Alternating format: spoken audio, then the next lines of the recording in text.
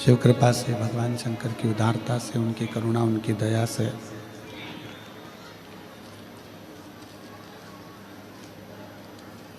आप और हम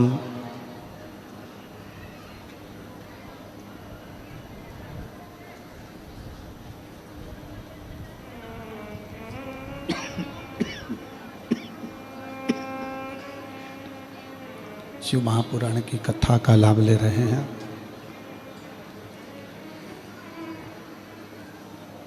चौबीस 24,000 श्लोक का ये पवित्र पावन ग्रंथ है।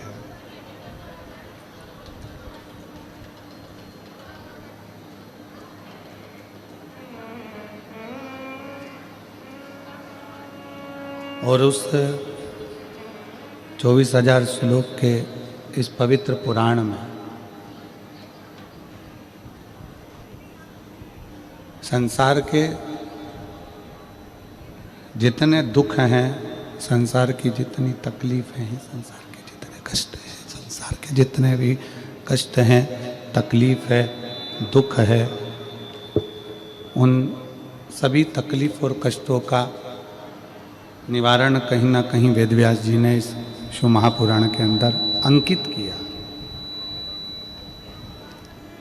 शिव भक्ति तो है, शंकर की अविरल भक्ति तो इसमें विराजमान है, पर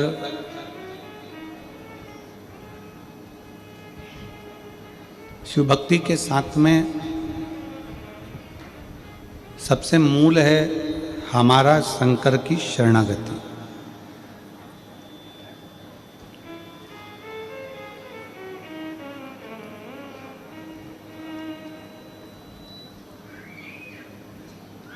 शंकर भगवान का एक प्रतिबिंब, शंकर भगवान का एक शिवलिंग आप और हमको प्रेरणा देता है।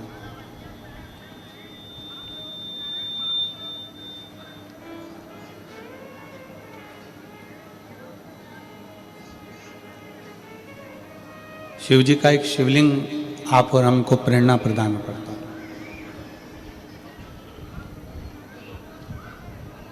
एक बहुत गोल, एकदम चिकना सा, सुंदर सा एक पत्थर,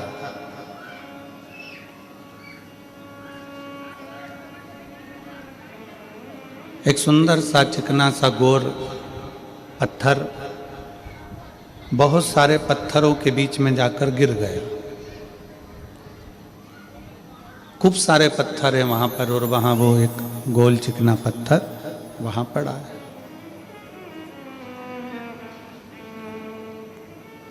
उबड़ खाबड़ पत्थर हैं, आड़े टेढ़े पत्थर हैं।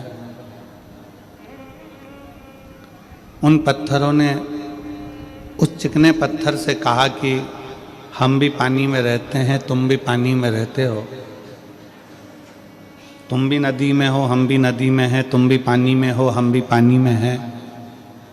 पर एक बात समझ में नहीं आती, हम आड़े टेढ़े ही रह गए और तुम इतने सुंदर चिकने गोल कितने अच्छे हो गए, कैसे हो सकते?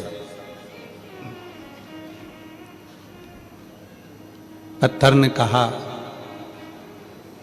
कि तुम नदी के किनारे पर एक जगह पर स्थिर होकर बैठे रहे और मैं पानी के थपेड़े में, पानी के बहाव में, पानी के साथ में बहता रहा, बहता रहा, बहता रहा। इतने थपेड़े मैंने पानी के खाए, इतना इतना घिसा गया हूँ पानी में और पर्वतों में, पत्थरों में, नदी के बहाव में, कि मैं चिकना होकर, सुंदर होकर मंदिर में शिवलिंग के रूप में विराजमान होकर पूजा रहा हूं। पत्थर तुम भी हो, तुम नदी के किनारे पर एक स्थिर हो गए, संघर्ष नहीं किया तुमने।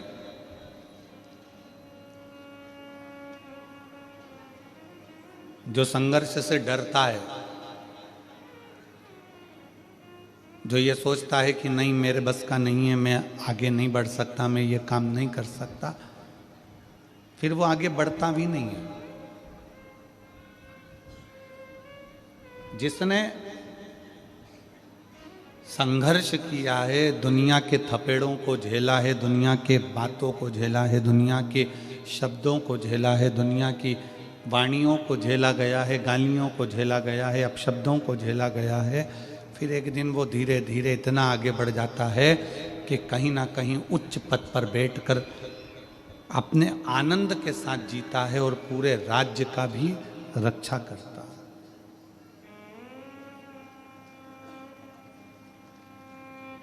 कितने अपशब्द कहते हैं, कितने कितने ताने दिए जाते हैं, कितनी कितनी गाली दिए जाती है, तब जाकर व्यक्ति ऊपर पहुंच पाता है।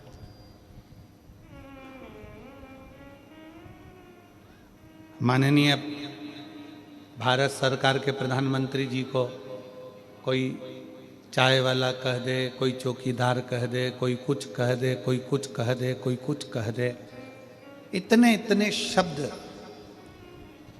ये वही है शिव महापुराण की कथा की जिसने संसार के थपेड़ों को, संसार के शब्दों को, संसार की वाणी को, संसार की गालियों को जिसने सह लिया, वही मंदिर में जाकर पूजा गया और वही उच्च पद पर बैठ गया।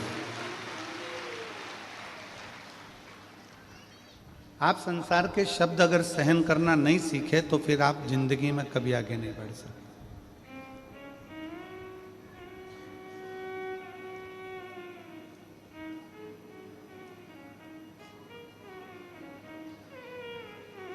कितना ही आप प्रयास कर लो। अब आप अपनी भक्ति के इस हृदय चित्त से विचार करिएगा कि कल कथा में चल रहा था कि ग्रंथ, संत और भगवान। ग्रंथ को पकड़ो, संत को पकड़ो और भगवंत को पकड़ो। शिव महापुराण की कथा कहती है, मान लो आप ग्रंथ को भी नहीं पकड़ पाए, हो सकता है कि अपन पढ़े लिखे ना हो सकता है हमने पढ़ाई ना करी, हम शिक्षित ना हो। पर शिव महापुराण की एक बात बड़ी सुंदर कहती है, आप भले शिक्षित ना हो पर शिव तत्व कहता है कि अपनी आने वाली पीढ़ी को, अपने बेटों को, अपनी बेटियों को, भले आप शिक्षित नहीं हो पर आने वाली पीढ़ी में अपने बेटों को, अपनी बेटियों को, अपने पोते को, अपनी पोती को शिक्षा जरूर दिलाओ और उच्च शिक्षा दिलाओ, जिससे ये बच्चे आने वाले समय में कुछ अच्छा कर सकें।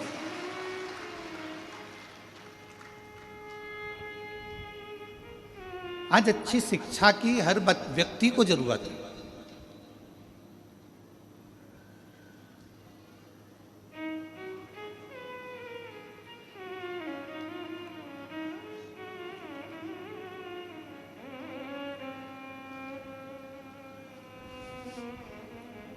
एक दो बार रायपुर की कथा में जब हम पहले आए थे, देवांगन परिवार कथा कराया था, तब उस समय पर एक पत्रकार ने प्रश्न किया था कि गुरुजी,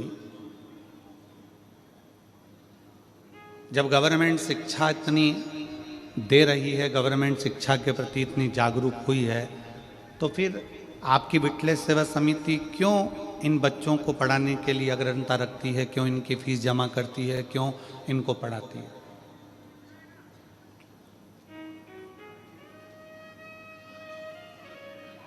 हमने उस समय पर भी उन पत्रकार बंधुओं को कहा था कि ये शिक्षा, ये पढ़ाई उस बच्चे को अपने लिए भी है कि अगर वो बच्चा पढ़ना चाहता है, एजुकेशन करना चाहता है और आगे बढ़ना चाहता है, जब बहुत ऊंचे पद पर वो बच्चा बैठ जाएगा, वो बेटा बेटी बैठ जाएंगे, तो एक बार कुबेरेश्वर धाम को याद करेंगे कि हमारी शिक्षा का किसी ने उद्देश्य रखा था और हमको आगे बढ़ाया। और आज विठले सेवा समिति अगर उसकी शिक्षा का थोड़ा सा खर्चा उठा लेती है, तो हमें उम्मीद है जब वो किसी अच्छे पद पर बैठेगा तो वो भी किसी दूसरे के शिक्षा का खर्चा अवश्य उठाएगा और किसी बच्चे को मंजिल तक जरूर पहुंचाएगा। शिक्षा और चिकित्सा, ये तो बहुत जरूरी है।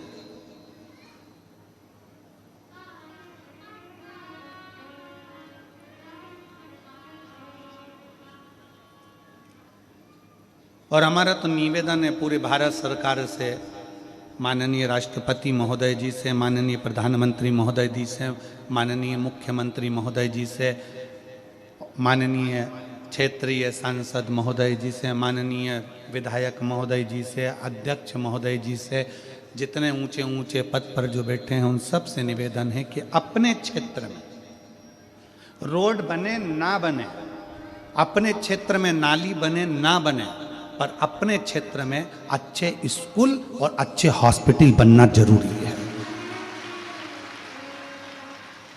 शिक्षा और चिकित्सा ये दो ऐसे बल हैं जो बच्चों की जिंदगी को प्रबल बना देते हैं।